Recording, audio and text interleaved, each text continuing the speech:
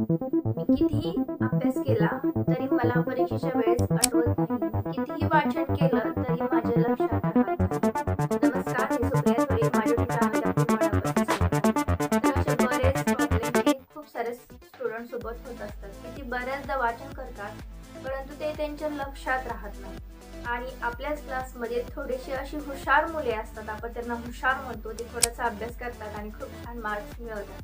आणि आपण म्हणतो की मी पण अभ्यास करतो परंतु मी काय एवढं हुशार नाही. हा देवाने सगळ्यांना बुद्धी ही सारखी दिलेली आहे. मग त्यामध्ये हुशार आणि ढ आपण म्हणतो. खरं तर कुठलाही मुलगा जन्मतः हुशार नसतो किंवा कुठलाही मुलगा जन्मतः ढ नसतो. देवाने आपल्याला सगळ्यांना सारखीच बुद्धी दिलेली असते. मग ती डेव्हलपमेंट कशी करतो आपण त्याच्यावरती अवलंबून असतो. आपण आपल्या मेमरीवरती किती काम करतो हे खूप महत्त्वाचं आहे. हा बऱ्याचदा असं होतं की काही मुले खचून जातात की मी अभ्यास करतो परंतु मला येत नाही आणि त्यांचा तिथेच आत्मविश्वास हा ढासळत असतो की मला हे जमत नाही आणि मी हे करणारच नाही. आणि एवढ्याशा गोष्टीमुळे ती काहीच करत नाहीत आणि त्यामुळे त्यांना एक्झाममध्ये खूप कमी मार्क पडतात. आणि आपण ज्या मुलांना हुशार मुलं म्हणतो ना, त्यांचा आत्मविश्वास खूप चांगला असतो, ठाम असतो.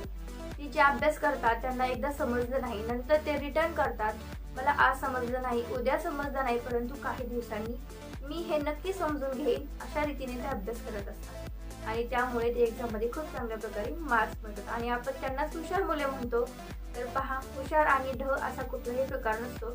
फक्त आपण आपला स्वतःचा आत्मविश्वास ठाम ठेवायचा असतो की मी किती अभ्यास करायचा आहे आणि मी अभ्यास केल्यानंतर किती पण मला ते अवगत होईल हे पण खूप महत्त्वाचं आहे. पहा, बऱ्याचदा आपण असं पाहतो की मुले ही अभ्यास करतात परंतु त्यांच्या काही लक्षात राहत नाही. त्यामध्ये आजकालच्या युगामध्ये डिस्ट्रॅक्शन खूपच वाढलेलं आहे. तर मुले स्टडी तर करत असतात पण खूप कॉन्सन्ट्रेशनने ते स्टडी करत नसतात आणि त्यामुळे त्यांच्या लक्षातच राहत नाही. आणि बऱ्याचदा असं होतं की मुले स्टडी करतात आणि त्यांच्या झटकन लक्षात राहतात. तिथे कॉन्सन्ट्रेशनचा डिफरन्स असतो. पहा, काही मुले खूप कॉन्सन्ट्रेशन देऊन अभ्यास करतात आणि काही मुले उगाच अभ्यास करायचा म्हणून बसत असतात. तर त्यामध्ये काय करायचं आहे, खूप चांगला कॉन्सन्ट्रेशन देऊन स्टडी करायचा आहे. पहा, मी अभ्यास करतोय परंतु मला अभ्यासच होत नाही. त्याच्यामध्ये मुख्य अशी 3 कारणे असतात. ती म्हणजे पहिलं म्हणजे आपलं डेली रुटीन आपण व्यवस्थितपणे पाळत नसतो. दुसरं म्हणजे डिस्ट्रॅक्शन आणि तिसरा म्हणजे आपला आत्मविश्वास. तर या 3 गोष्टीवरती आपण खूप चांगल्या प्रकारे जर अभ्यास केला तर ह्या 3ही गोष्टी आपल्या छान प्रकारे रिकवर होतात आणि आपण खूप चांगल्या प्रकारे स्टडी करू शकतो. तर डेली रुटीनमध्ये आपण आपले टाइम टेबल बनवायचं आहे आणि त्यानुसार आपण आपला स्टडी करायचा आहे. हा बऱ्याचदा असं होतं, आपण आपला टाइम टेबल फॉलो करत नाही. आज आपला टाइम टेबल मिस झाला तर आपण काय म्हणतो, मी उद्या करेल. उद्या मिस झाला की परवा करेल. आपण त्या गोष्टी, आजच्या गोष्टी उद्यावरती टाळत जातो आणि त्यामुळे आपला स्टडी होत नाही. त्यासाठी आपण आपलं डेली रुटीन फॉलो करणं खूप महत्त्वाचं आहे. जे काही करायचं आहे ते आजच करायचं आहे. आपण उद्यावरती ते काम टाळून द्यायचं नाही. जो अभ्यास करायचा आहे तो आजच करायचा आहे, उद्या करायचा नाहीये. तर ही टेंडन्सी खूप मुलांमध्ये असते की ज्यावेळेस काही टफ सब्जेक्ट असतो त्यावेळेस तो त्यांना जमत नाही किंवा समजत नाही आणि ते टाळत असतात आणि तिथेच ती मागे पडतात. तर हुशार मुले आपण ज्यांना म्हणतो ती काय करतात, मला हे आज समजलं नाही, मला उद्या तरी नक्की समजेल ना, अशा पद्धतीने ते रिटर्न प्रयत्न करत असतात. त्याची रिव्हिजन करत असतात, त्याचं वाचन करत असतात. वाचन केल्यानंतर थोडं 5-10 मिनिट त्याचं मनन करत असतात.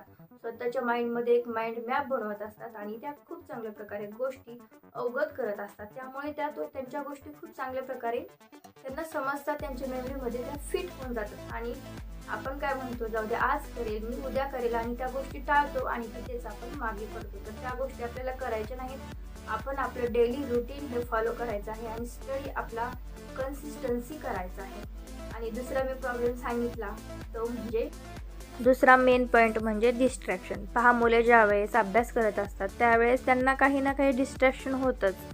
जर आपल्याजवळ एखादा मोबाईल असेल किंवा आपण जर अशा ठिकाणी बसलो तिथे जास्त गोंधळ वगैरे असेल तर तिथे आपला डिस्ट्रॅक्शन होत असतं. मग त्यासाठी काय करायचं, आपण एका शांत ठिकाणी जाऊन आपला एक मेन एरिया आपण काय करायचं आहे, सिलेक्ट करायचं आहे की इथे मी डेली अभ्यास करणार. जर आपल्याला एका दिवशी कंटाळा आला तर आपण आपली जागा थोडीशी चेंज करायची आहे. आपलं व्यवस्थितपणे वाचन झाल्यानंतर आपण त्याचं मनन करायचं आहे. कंटाळा आला तर थोडंसं उठून बाहेर इकडे तिकडे थोडंसं फिरायचं आहे.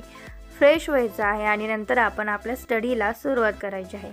पहा, ज्यावेळेस आपण कंटिन्यू स्टडी करत असतो त्यावेळेस आपण कंटाळून जातो. त्यामध्ये आपल्याला थोडासा ब्रेक घ्यायचा आहे, फ्रेश व्हायचं आहे आणि अजून स्टडी करायला बसायचं आहे आणि डिस्ट्रॅक्शनपासून आपल्याला खूप दूर राहायचं आहे. आपण ज्यावेळेस स्टडी करतो त्यावेळेस आपण आपला मोबाईल लांब ठेवायचा आहे.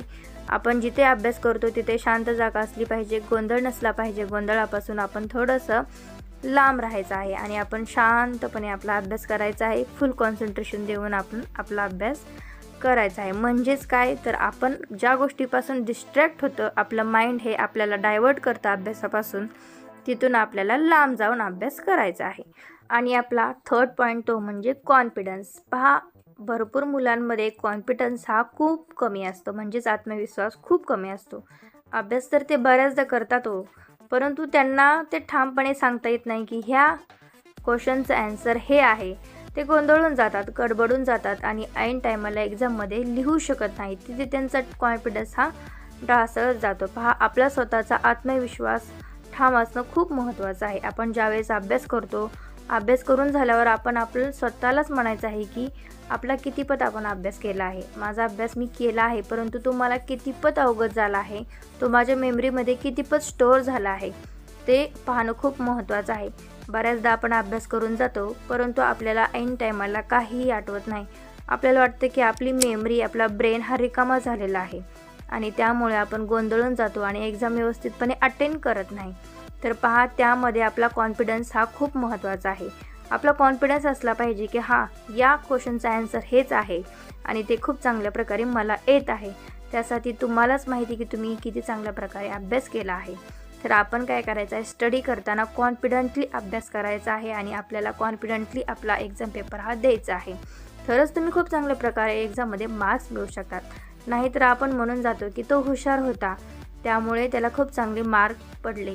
पहा, हुशार कोणीही नसतं. आपण आपली मेमरी किती डेव्हलपमेंट करतो, आपण आपल्या मेमरीला आळशी बनवतो आहे का, किंवा आपण आपल्या मेमरीला काही कामच देत नाही आहे का, हे आपल्यावरती अवलंबून असतं. ज्यावेळेस आपण आपल्या मेमरीला सारखं सांगत असतो की मला हे करायचं आहे, मला माझ्या एक्झाममध्ये खूप छान मार्क्स पाडायचे आहेत, आणि त्याच वेळेस आपण खूप चांगल्या प्रकारे अभ्यास करतो, कारण आपण आपल्या मेमरीला स्वतः कमेंट्स देत असतो की मला हे करायचं आहे आणि मी ते करणारच. जेव्हा आपण आपल्या मेमरीला सारखं म्हणत असतो की मला हे करायचं आहे, मला हे करायचं आहे, त्यावेळेस पहा, खूप चांगल्या पद्धतीने आपण त्या गोष्टी करत असतो. आणि आपणच आपल्या मेमरीला म्हटलं की आज नाही उद्या करतो, उद्या नाही परवा करतो, तर आपणच आपल्या मेमरीला आळशी बनवण्याचं काम करत असतो. त्यासाठी काय करा, आपण आपल्या मेमरीला सारखं कमांड देत ठेवा, आपल्या मेंदूला एंगेज करत राहा. त्यामुळे आपण काय होईल, सतत अभ्यास करत राहील आणि ज्या गोष्टी आपण शिकलेलो आहोत त्या गोष्टी खूप चांगल्या प्रकारे आपल्याला जमतील आणि आपल्याला येतील पण.